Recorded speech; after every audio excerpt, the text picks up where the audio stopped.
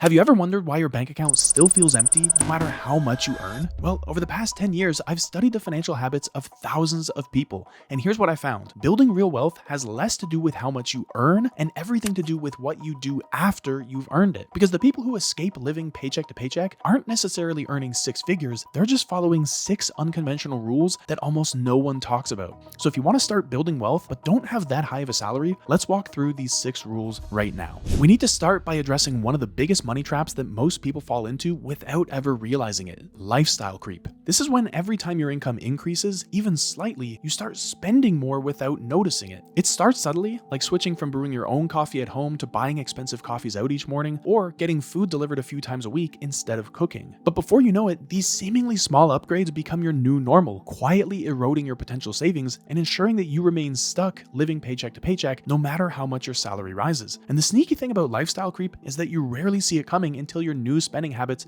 have become very deeply ingrained. So to break free from this cycle, you need to intentionally keep your spending habits steady when your income goes up and use those salary bumps or bonuses as opportunities to save or invest instead. That consistent sort of discipline, that's exactly the kind of discipline that will reverse your financial trajectory and put you on a better path. Because once you've built the habit of controlling your spending, you'll notice that there's extra money left in your account. But this alone won't guarantee savings unless you proactively move that money out of reach before it disappears. And that's exactly why the next step is to start treating your savings like one of your mandatory monthly bills. A lot of people only save what's left at the end of the month after paying their other bills. This rarely leads to them saving much at all because spending naturally expands to fill whatever money you have available. So to avoid this trap, you need to flip your approach around by automatically transferring money into your savings immediately after you get paid before you spend a single dollar on anything else. Even if you just start small with something like $20 or $50 per pay period, that will quickly establish a powerful financial habit. Plus, keeping these savings in a separate high interest account helps protect your money from impulsive spending decisions and allows it to grow without any interference. Soon, you'll start noticing your savings building consistently every month, giving you the motivation to keep going and even to gradually increase the amount that you set aside over time. But even with automatic savings in place, you still need to be cautious because there's a hidden drain on your finances that can quietly undo all your careful planning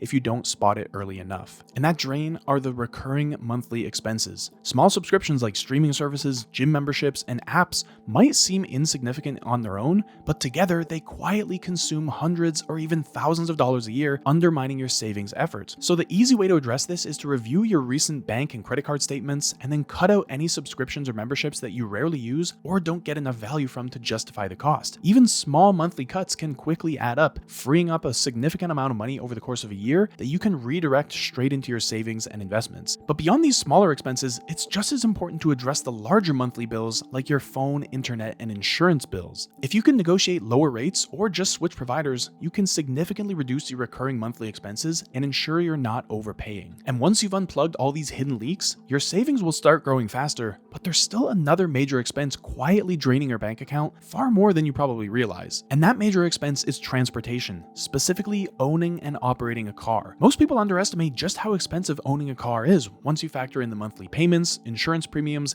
gas, repairs, maintenance, parking fees, and depreciation. It quickly becomes one of your largest monthly expenses, quietly costing you thousands, if not tens of thousands of dollars every year. And so to clearly see the impact, sit down and carefully calculate exactly what your car costs you each month. If your monthly payments or insurance premiums seem higher than they should be, then refinancing your auto loan, shopping around for better insurance rates, or switching to a more affordable vehicle can quickly unlock hundreds of dollars in monthly savings. So taking these sort of steps not only frees up your money for more savings, but it also reduces the financial stress you experience, giving you more room to breathe each month. But regardless of how effective you are at reducing expenses, you'll eventually hit a ceiling on savings through cutting a loan. And once you reach that point, there's a smarter way forward, one that doesn't involve further sacrifice, but instead opens up entirely new opportunities for your financial growth. Because once you've maximized your savings through cutting expenses, the fastest way to accelerate your financial progress is simply by earning more money, even if you're currently earning a modest salary. The good news is that increasing your income doesn't have to mean taking on exhausting or demanding second jobs. Instead, you can find a second source of income that fits perfectly into your lifestyle. The obvious one here is you might drive a few hours a week for apps like Uber or DoorDash, which can pretty quickly bring in an extra $50 or $100 a week,